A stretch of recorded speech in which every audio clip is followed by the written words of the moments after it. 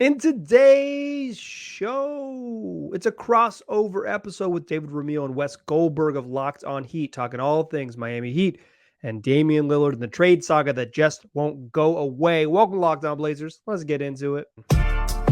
You are Locked On Trailblazers, your daily Portland Trailblazers podcast.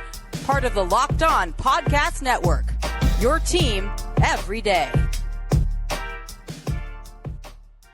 What up, world? Your past first point guard and Trailblazers reporter, Mike Richmond. You're listening to another episode of Locked On Blazers. This is a very special one, a crossover episode with David Ramil and Wes Goldberg of Locked On Heat. We're talking Damian Lillard. We're talking all things trade. It's a whole bunch of fun. Let's just get right into it. Welcome to a crossover edition of Locked On Heat and Locked On Blazers. I'm Wes Goldberg, co-host of Locked On Heat, here with David Ramil and also Mike Richmond from Locked On Blazers. Some new reporting on the Damian Lillard front on Monday morning. The Athletic's Sam Amick reported that Lillard, quote, has serious interest in joining the Heat, end quote. And if the Trailblazers can't upgrade the roster, something that we reported last week on the pod, that Lillard could look at Miami. Later in the afternoon, TNT's Chris Haynes reporting that Lillard and his agent Aaron Goodwin are meeting with the Blazers on Monday to discuss the franchise's direction. So, Mike, I want to start with you since you're in Portland and you're covering the team. What do you think this means for Damian Lillard, and what do you think happens next? Well, you send good news in a text message. That's how life works. If you got good news, you can just text. You can say, hey, great news. Great news. I got great news. And we could talk about it later face to face, but I got great news and we don't have to wait. You deliver bad news face to face. Right. You probably don't need to call your agent to deliver good news. Hey, Aaron Goodwin, make sure you're in the room so we can tell Joe Cronin the good news. Like, you don't need to bring your representation to organize a celebration of you're under contract for 4 more seasons, right? You don't need to have that conversation with your legal representation in the room. Yeah, this thing's you don't come back from Paris and go, you know what? I want to meet with the teams front office. I just gotta want to shake their hands and say, you know what? Great job on that scoot pick at number Chris 3. Murray, how about it? Oh, I love Ryan it. Rupert. Yeah. It's to me, we're talking when and how at this point. It's when they decide to trade Dame and break up this marriage and how they go about it, which is, I'm sure, what we'll talk about in today's episode. That's why we've gathered here today. But Dame was so clear. He's been so clear. You do not need sources. You don't need he's been at a microphone and he said, I want to have win now veterans on the team. I don't want young players. He said, that's enough for 19-year-olds. If they go that route is not my route. Well, y'all, on Thursday, they selected 19-year-old Scoot Henderson, who is a 6'2" point guard. They went a certain route, and it seems like it's inevitable that now that Dame is going to have a conversation about what's next. And what's next is likely playing for another team.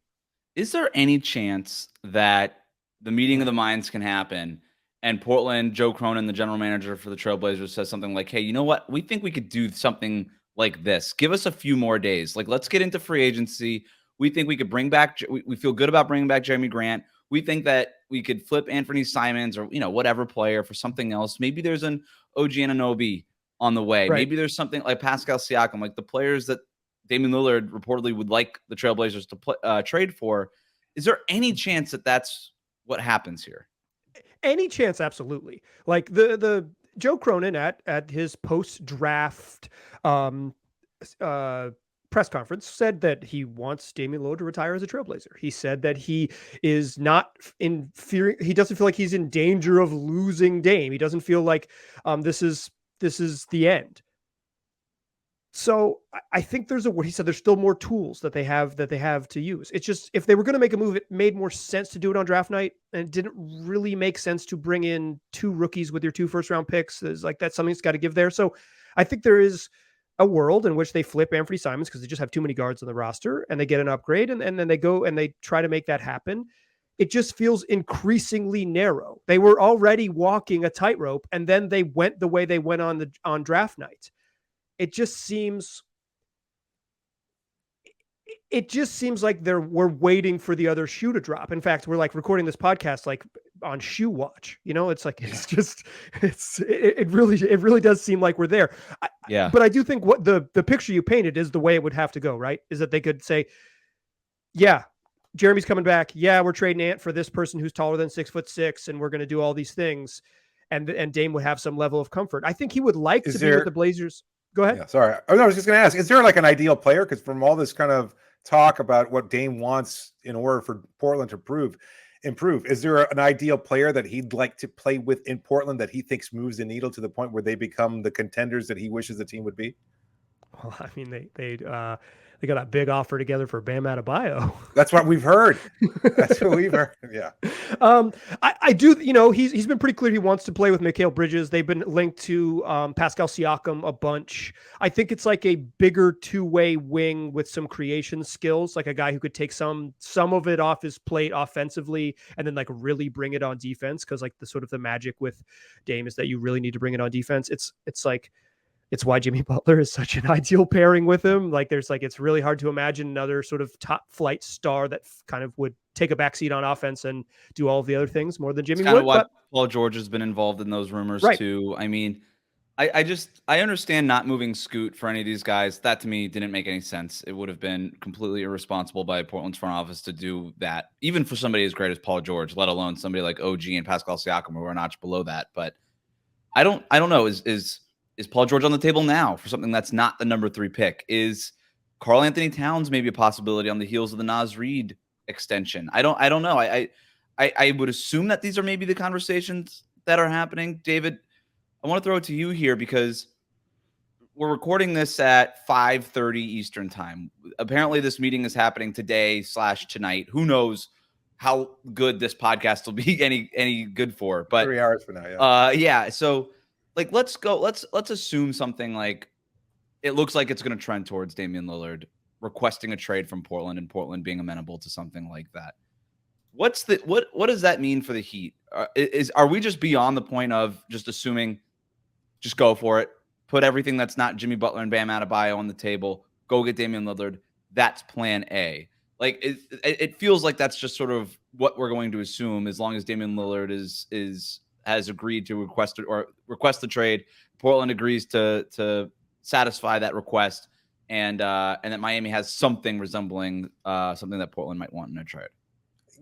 I don't know that Miami would want to leave themselves that completely open to just saying, you name your price, we'll match it somehow. Probably not a great negotiation tactic. Yeah. Right. But their price isn't that, like, even Miami's best offer is not exactly like a price that's like, well, that's crazy. Like three first, 3 seconds, and Tyler Hero is like, that's a lot. That's all of the things that Miami can trade. But Portland knows what to Mike's point. Yeah. Portland knows what the offer is. Miami knows what their best offer is. Like, I don't think that there's gonna, like, there might be haggling on like a, well, like, isn't that what up to role kind of player Dame, here, though? what role player there? But we gotta know what the offer looks like. Is that kind of up to Dame? Like, I mean, maybe I'm crazy in thinking this, but as the franchise player, as the franchise's best player, can't he say, look, this is the team I really want to play for, and I understand that you're in a heavy rebuilding mode, but it's not necessarily taking a discount in terms of matching trade salaries and things of that sort, but don't gut the team that I'm joining. Does Portland have enough of a connection?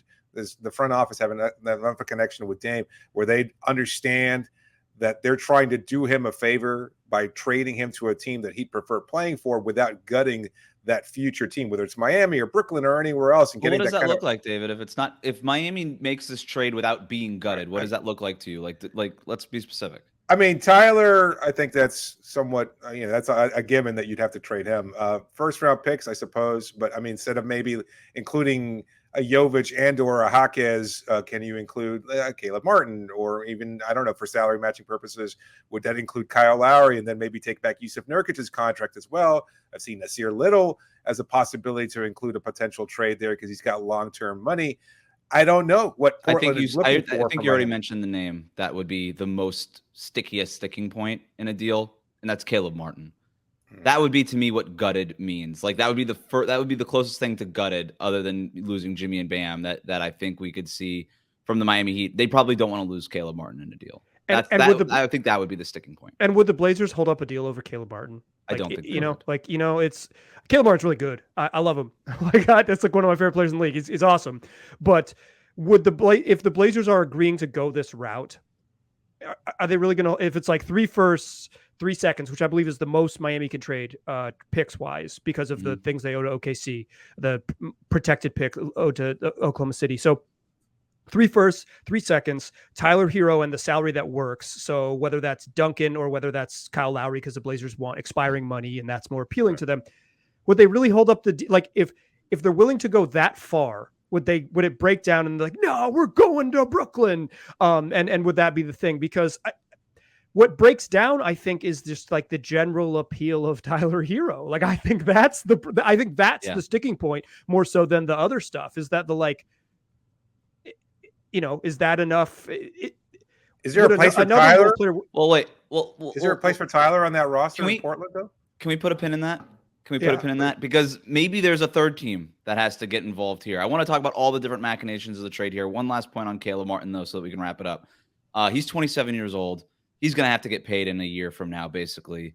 To your point, Mike, I don't know that the Blazers would even want to get into that. Like, why? Like, what does that do for you, to your point? So that might be something that plays into it. But what does a Miami Heat offer to the Portland Trail Blazers look like for Damian Lillard? Can we get a third team involved? The Nurkic question is an interesting angle to explore. We're going to do that next. But first, David, tell the listeners about our sponsor. Today's episode is brought to you by eBay Motors. For a championship team, it's all about making sure every player is a perfect fit, kind of like a all-star point guard, maybe a top 75 player. I don't know. It's the same when it comes to your vehicle. Every part needs to fit just right. So the next time you need parts and accessories, head to eBay Motors. With eBay's guaranteed fit, you can be sure every part you need fits right the first time around. Just add your ride to My Garage and look for the green check to know the part will fit, or you get your money back, because just like in sports, confidence is the name of the game when you shop on eBay Motors. And with over 122 million parts to choose from, you'll be back in the game in no time. After all, it's easy to bring home a win when the right parts are guaranteed. So get the right parts, the right fit, and the right prices on ebaymotors.com. Let's ride. eBay's guaranteed fit is only available to U.S. customers. Eligible items only, and exclusions do apply.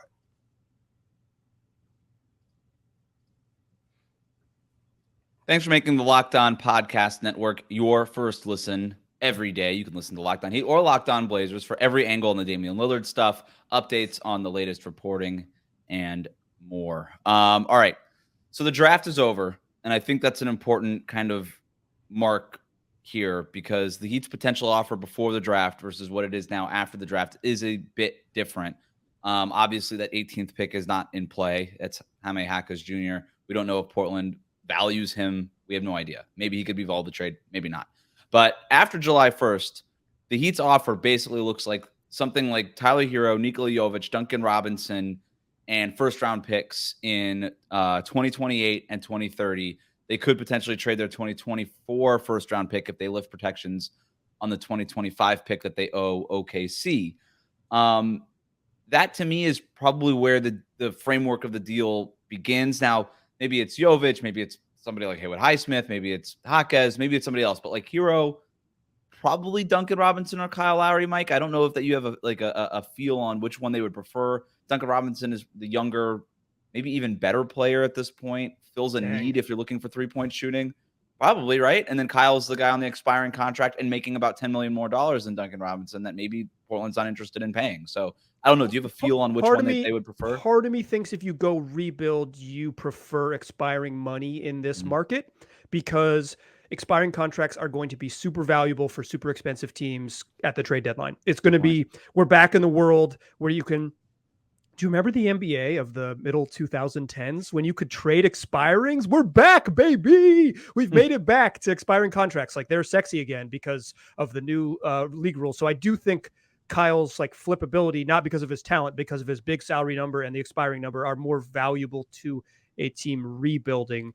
Duncan Robinson, if you needed help on the court, but if you go this way with trading Dame, you probably are not as worried about the product on the court. I think that's where it starts, right? Like, I think I want to ask this because I know what my listeners think. They think that this is big, hot, steamy trash, and they're so mad. They are so upset that we're 15 minutes into the show and I haven't like insulted this package. Do you think that this is reasonable? Is the wrong word, because the market sets what's reasonable. Do you think this is a somewhat low sort of overall offer for a player of Dame's caliber, or do you just kind of read it as that's how this works? Both, in my opinion. I think it's fair. I think it's fair to say that you're always going to be underpaying for a player of Dame's caliber, but at the same time, you're getting something good of value. You're getting players of value. I mean, Hero is a borderline all-star caliber player with multiple all-star seasons ahead of him. That's the likelihood for his career trajectory, and he's going to get those opportunities in Portland or wherever he winds up, even in Miami. And so I think that's something you can look forward to as a franchise or a fan of that franchise. And then aside from that, you get good picks and stuff like that. I don't know. I feel like the market's just changed so dramatically, especially after the Rudy Gobert trade. And now all of a sudden, I think when you even consider a superstar trade, it has to be $1 billion draft picks, $1 billion young players. And it's like that. I don't even think that was the market 5-6 years ago. And now it's changed very dramatically to that point. So I don't think a Portland fan is ever going to be happy with what they get in return. Yeah. Nothing can replace the value of Dame Lillard and what he's done for that franchise. And so you're always going to wind up being disappointed. But given that, I mean, it's up to each individual to determine whether or not they prefer 5 picks that could wind up all being really crappy or a really good player in Tyler Hero that has a clear trajectory in the NBA. And unless you're a Timberwolves fan, you're probably upset every time you move one of your all-star players for a package, right? Like, that's just how this kind of goes. And we just saw, by the way, with Bradley Beal, the market for an aging score-first guard isn't very high. And the Beal situation was a little bit different. First of all, right. Bradley Beal isn't even in the same universe as Damian Lillard as a basketball player. Bradley Beal is very good. That's more credit to Damian Lillard than it is anything against Bradley Beal. But both of them are making a lot of money. Damian Lillard's even older and making even more money. He's going to be making $58.5 million at 35 years old, so 2 seasons from now. And when he's 36, he's going to be owed $63 million. Beal had a no-trade clause, which is also a big part of this, and had for $1 million second-round picks and some salary filler, basically. And I think for Lillard, he doesn't have the no-trade clause, but he's going to have a lot of leverage. He's going to have a lot of say in where it is that he wants to go. So it's almost a no-trade clause. I think the Trailblazers front office knows that they need to do, and you, Mike, you could speak to this better than I can, certainly, but there is, Portland fans have such a unique relationship with Damian Lillard that if you send him to a team that he doesn't want to go to, there's going to be some bad blood there. There's a sense, right, that you got to do right by Damian Lillard. He's earned it. Am I wrong on that? Yeah, I think that's right. I think there's split between the fan base. Some people say trade him to the Orlando Magic, who cares? And other people say I want to root for Dame winning a title. I want to see him successful. And so if he needs to go to it and wear some other clothes in order to do that, then so be it. But yeah, I agree with your read that I think he will have a great deal of influence about how this goes down. I think, and if there is this crazy offer, let's call it Orlando, and they say, you know what, we'll give you Banchero, which they'll never do. But hypothetically, if they do that, yeah, Franz Wagner and a bunch of picks. Then Portland does that, and you say, hey, sorry, Dame, we're getting Paolo Banchero to pair with Scoot Henderson, done deal. We don't really care. But I don't think, my point before, kind of relating this to the Beal thing, is I don't think that offer is going to be out there. There's just not that many teams that are looking to pay a 36-year-old Damian Lillard 2 years from now, $63 million. And that there's just not a whole lot of teams. As many, I think there's a ton of teams that would just want 1 year of Damian Lillard right now, but that's not what we're looking at. And so I think the Heat are sort of that team that are in that zone, and I'll just say it, desperate enough, right? Because you have an aging Jimmy Butler. Your title window is a year. You might have a year. This might be it, right? Who knows how Jimmy's body is going to hold up, where, okay, you just kind of take Damian Lillard in and maybe figure it out later. So I don't really know what those other offers are going to be. The other one that, David, I think you were referencing earlier was the Brooklyn Nets potential package of all the first-round picks. They have up to 11 first-rounders that they can include.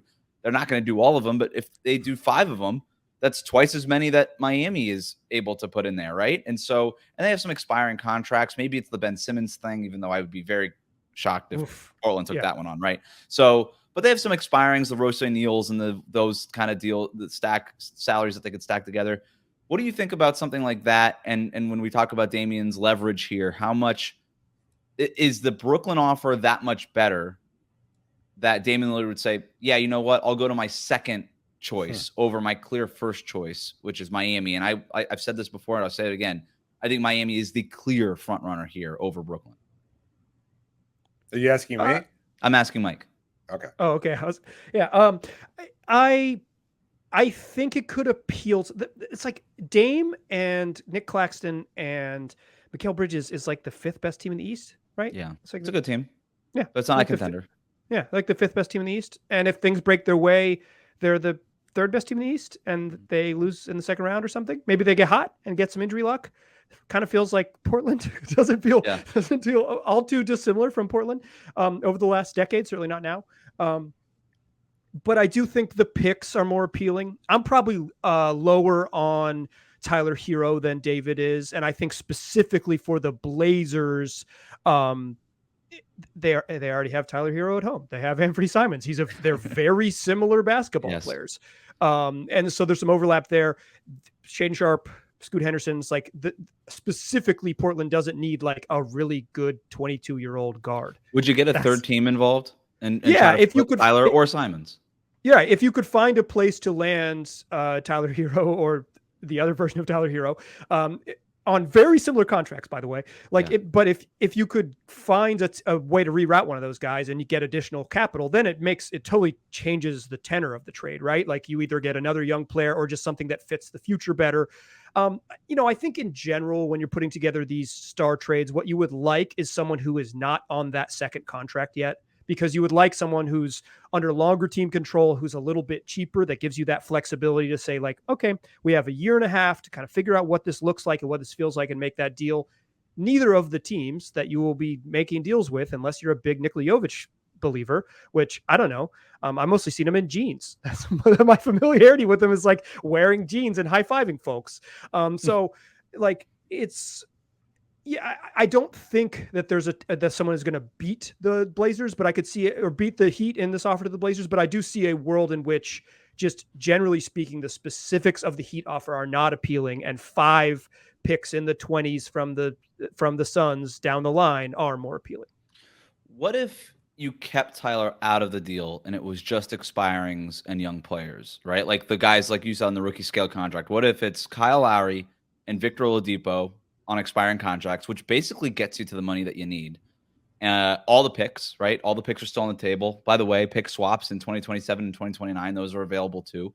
If Portland wants them, and I would assume that they would, even though they would, yeah. And then you take the young guys, take Jovic, right? Take a flyer on him, take Jaquez. You get those young guys on those rookie scale contracts, plus a couple of expirings that just come off your books. And now you're walking away from basically the big Damian Lillard money, and you're starting your rebuild fresh in a year.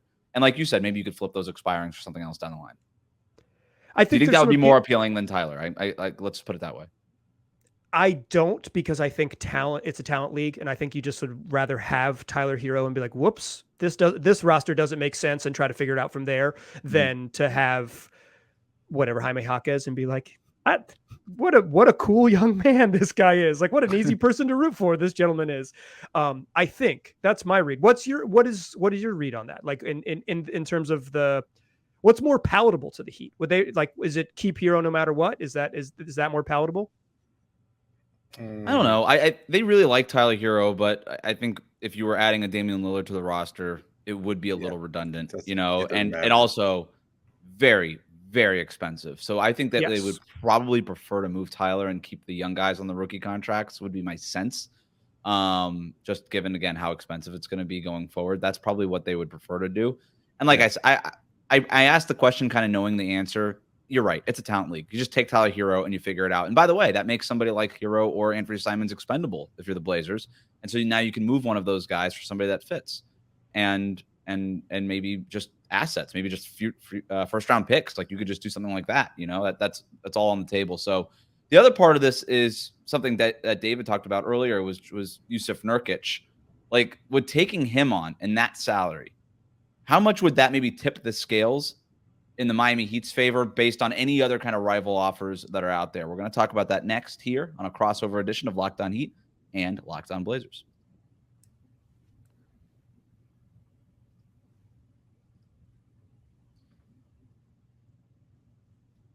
Thanks again for making the Locked On Podcast Network your first listen every day. Everydayers, Locked On Heat and Locked On Blazers is tuned in to everything happening this offseason regarding Damian Lillard, what it is that the Heat are going to do this offseason, what it is that the Blazers are going to do this offseason. So make sure you're subscribed on YouTube and your favorite podcast app. All right, I want to talk about Jusuf Nurkic here. $16 million this year, 2 more years after that under contract. One of the worst contracts in the league, given his injury history, that he doesn't play, that he's not very effective on defense, that he's already basically burned every Blazers fan, that they're already sick of him. So, Mike, I mean, if you're a team like Portland that would be looking to rebuild in the wake of trading Damian Lillard, I would imagine a team willingly taking on Jusuf Nurkic. Like, if Miami can't get up to the first-round picks that the Blazers can put on the table, if you're Portland, you probably think of, okay, well, if we're going to get off of Nurkic, it's probably going to cost us a first-round pick. So if Miami's just willing to take him on as sort of like a sidecar with Damian Lillard, and it doesn't cost us anything to get rid of him, that to me is kind of worth an extra first-round pick, right? And I don't know that the Blazers look at the math like that, but maybe they would. I don't know. I think that would hold some value to them. Yeah, I think you're right there. The math is odd, right? Like, is the value of losing Nurk in a post-Dame world more valuable than whatever? Or would you rather just like kind of, because you're not going to be very good anyway, kind of coast forward with Nurk is like when he plays, like right at league average center. He's the availability is a big thing, but like, I don't know, he's like the 15th best center in the league or something like that. So you could like, it's fine. You'd probably be better off just like cruising through minimums or whatever than paying someone $17 million to be the league average center, but it is what it is. So I do think if they could get off Nurk, period, there's some appeal to that. But with Dame, I do think that would help sweeten the pot. Hey, we'll absorb more salary. I do wonder the Heat's appetite for this, because it's Dame is getting paid a lot of money. Now, listen, it might not be $63 million. It might only be like 61 because of the way that it's 35% of the cap. It might only be like $59.5 million. Wow. Okay. So, save bargain. exactly. Yeah, exactly. Save yourself a little money. But Nurk, he's got 2 years left in his deal and like $35 million or whatever it is. So yeah, it is. I don't think I do think there's some appeal to getting off Nurk as well. But I am not 100% sure what the value overall is.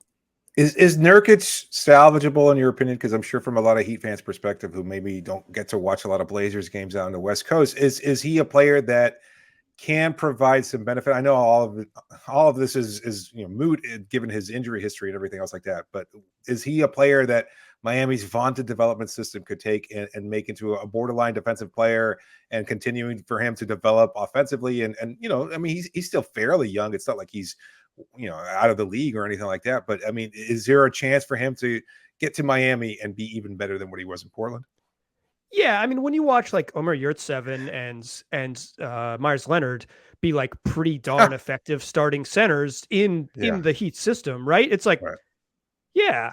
And for the sort of that appeal that Miami has run in the past, where it's like, hey, you take some of the big bruising assignments, and so let Bam do what he does, kind of like, and not have to guard giant people. And you only and Bam gets called into that role at the end of games, and Nurk plays 24 minutes a night or whatever, 22 and a half a night, in the sort of Andre Yurtseven role. It's like, yeah, I think there's something there. I don't think he's going to break out and be like, he was really good for a brief period before he broke his leg. Sure. That 2017 season. Yeah. And 2018, the 2017-2018 season, he was really good. Like, he was really good. Then he suffered a really serious injury. He just hasn't been there. And some of it is physical. I think some of it is just like, he doesn't always bring the focus that you need. If a place could coax focus out of someone, it's Miami. It's whatever they're doing down there. So I've been watching a ton of Blazers for a very long time. They're one of my favorite teams to watch just because Damian Lillard. Not so much the last couple of years, but I still tune in for Damian. Yeah, I was going to say. Have you watched? I still tune in. Yeah. I still tune in for Damian. I probably still watched more Portland last year than most people that aren't Trailblazers fans, right? So I love Damian Lillard that much. Nurkic, I think, is if he could stay healthy, he's a little salvageable. Underrated thing that he started doing last year, he started shooting threes. Right. Shot more than 2 threes a game, and he made him in a 36% clip. He took 119 threes last season, made 36% of them. When you're talking about a guy that fits next to Bam Adebayo, that's kind of the guy. Like, if you're looking for bargain bin Brook Lopez, it's Yusuf Nurkic. Ooh, that is bargain bin, though. It's very, very bargain bin, and it's damaged, right? It's sort of that Campbell's soup can that has a big dent in the side of it because Big Daddy threw it on the ground at the grocery store, and now you get it at a discount, and you get it at half price. So that's basically what Yusuf Nurkic is here. And look, $16 million, that's very expensive for a player like Yusuf Nurkic. But if it gets you Damian Lillard, then I think it's obviously worth it. And there's a universe where it works out, where Nurkic gives you 45 games in a season, and he's just a good player for you in those 45 games. You can't really rely on him to be a starter. Maybe you could play him and Bam together when he is available, but whatever. But I think there's a world in which it works. And like I said, if it gets you Damian Lillard, you do it. And I do think it's something that the Heat would entertain. I think it's on the table. If it's like, hey, look, we're getting this from Brooklyn, this is what they're offering. You got to at least get something close to it, or you got to take Nurkic. Like, you're already giving us all the picks. Can you just take Nurkic? Because I don't think Brooklyn would be willing to take Nurkic, because then they don't really have the salaries that really make sense there. Like, that would mean like Ben Simmons is probably definitely going back to Portland. And I don't know that Portland is interested in the Ben Simmons business, especially when you're kind of trying to revamp a culture and everything. I don't know that you want Ben Simmons hanging out, telling Scoot Henderson, like, hey man, you don't have to do anything. Just like fake some Instagram posts in the offseason. You too can get paid $45 million a year. Just got to make it to your second contract. I don't know that baby. I don't think you want him in his ear. So, sorry, I don't know if this is news or not, but I'm like checking the timeline, of course, getting regular updates. But according to Chris Haynes, Dame Lillard says he doesn't want to play for a stacked team. He doesn't want to be in a team with it's just 3 all-stars or 3 superstars. He wants a team that has a shot. What is the leverage? Because Chris Haynes, peel back the curtain. He's very, very close to Damian Lillard, for our listeners who don't know. And Mike, I'm sure all of your listeners are very aware of that. Yeah, so I will go out on a limb and say, when Chris is getting this, it's coming from either Damian Lillard, straight from Damian Lillard's mouth, or from his agent, Aaron Goodwin.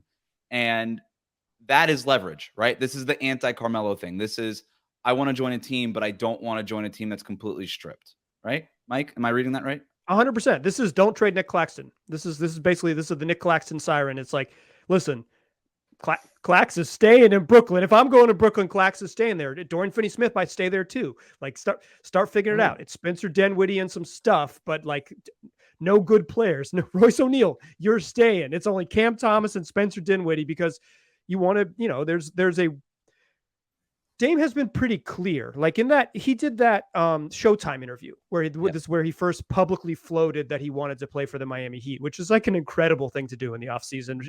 No doubt. People have defended him, saying, well, he was asked the question, so he answered it honestly. He's pretty smart. He could have answered it in a million different ways. He chose to answer the way he did. In that same interview, he was like, the problem is when you trade for me, you have to give up stuff. He was already kind of baking in this idea that I don't want to get Carmelo Anthony. I want to end up on a good team if I head that route. It kind of felt like that was the beginning of the ball really rolling downhill. And then here we are in the same place. And in the grand scheme, nothing has changed. What has changed is that the Blazers may have chosen a path that can't include Dame, but based on his own parameters. And I think that's what really has with the big shift in things. So I think we all kind of agree where this thing is headed. I don't even think we have to say it verbatim. I think people can tell based on our comments here what we think is going to happen here. But let's just say the thing that we think is going to happen doesn't happen, and Damian Lillard does stay in Portland. I want to kind of just go fast here. But Mike, what happens next for Portland? They trade Anthony Simons for someone taller than 6'8". Okay. I mean, that was fast, so that was good. Yeah, that has to be it. They have too many guards. Oops, all guards. It's Dame and Scoot and Shaden Sharp, who they want to play a bunch, and Ant. They got to trade Ant for someone taller, and they're going to re-sign Jeremy Grant, and they'll just figure it out as the 7th best team in the West. And then, David, for the Miami Heat's purposes, if it's not Damian Lillard, okay, it wasn't Donovan Mitchell, and then it wasn't Kevin Durant, and then it wasn't Bradley Beal, and then it wasn't Damian Lillard, hypothetically here. who they're going to continue to chase stars, at least in the sense of we're gonna wait for those players to be available, and when they are available, we'll put in our phone call, we'll put in our annual phone call, and then maybe we'll decide that it's not worth it for us, and then we'll just keep running it back. But who would be that? I guess who would be that next? Because obviously it's not interesting to talk about what would happen. Just, okay, make some marginal moves, make some decisions on Gabe Vincent, Max Strus. Like, well, obviously that stuff has to happen. But in terms of the next star who could shake loose, I'm looking at two names. I'm looking at Paul George. Yeah. Out of Los Angeles, the Clippers, they have a decision to make on whether or not they're going to offer him the extension. By the way, Kawhi Leonard also. Both of those guys are going to be up for an extension. ESPN's Zach Lowe has been all over this, talking about this a lot. Recently talked about it on a podcast about how he wouldn't blame the Clippers and maybe doesn't even think that the Clippers would go so far as to offer them like the full 4-year maximum contract extension because, quite frankly, Kawhi and Paul George haven't earned it because they're not available. And you just can't lock yourself into that thing for another 4 years. And if that happens, superstars, when they don't get the max extension, they tend to look to go get it somewhere else or just play somewhere else. And maybe Paul George could become, maybe Kawhi could also become available in that. Although me personally would prefer Paul George over Kawhi, but everybody's probably a little bit different on that. You poll most people, they're probably 50-50. David, what would you rather? I think you would rather have Kawhi. I think we talked about this recently. No, I think Paul George is a better fit, but yeah, I mean, I don't think he's likely to get moved, or I don't think Miami has a likely chance of acquiring George as they do Kawhi. Or Damian Lillard, probably. But Paul George or Kawhi, right? That's when Pat Riley talks about, hey, we need wing length and ball handling and versatility. Those are the guys. And then the other one is Karl Anthony Towns. Nope, that's not happening. It's with Naz Reid getting the extension. I do wonder, it just feels like they're paying $100 million combined to 3 centers: Karl Anthony Towns, Rudy Gobert, and Naz Reid. Cat can play power forward, but whatever. Not well. So maybe that's somebody that becomes available. And by the way, for Portland, maybe Cat is something that's available. I would be shocked if they were ready to make that move right now. I don't know that they listen to the Pat Beverly podcast, but if they did, maybe that would be more encouraging for them. But that's probably something in the distant future, not something that's going to happen within the next couple of months, would be my guess. Yeah. I don't know. I mean, Karl Anthony, no, not like superstar level names. I mean, we can't, I don't know. That's the thing. Is like, if you had asked 2 years ago, I don't think a lot of people would have expected Dame Lillard to ever leave Portland. And 2 years ago, the Clippers team was just forming, and it's like things change so quickly on the NBA landscape. And so, I mean, I'm sure that a star level player at some point is going to say, you know what, this is untenable. I need to look for greener pastures, and maybe those happen to be in South Florida. But I don't know that there's a name that obviously pops up. Well, pour some out for John Collins. My John Collins dream officially died with him getting traded to the Utah Jazz today. So that's another superstar name off the table. All right. Yo, superstar. Broad strokes there, using that term. You know what? I'm in the opinion business. Thanks for making Locked On Heat and Locked On Blazers your first listen every day. Everydayers, make sure you're tuned into both shows. Subscribe on YouTube, your favorite podcast app, for the latest updates on Damian Lillard throughout this whole saga and after, to see what both teams do if and when this thing is settled. So make sure you hit that subscribe button on YouTube. Follow us on your podcast app. Have a great day. Thanks for joining me, everybody.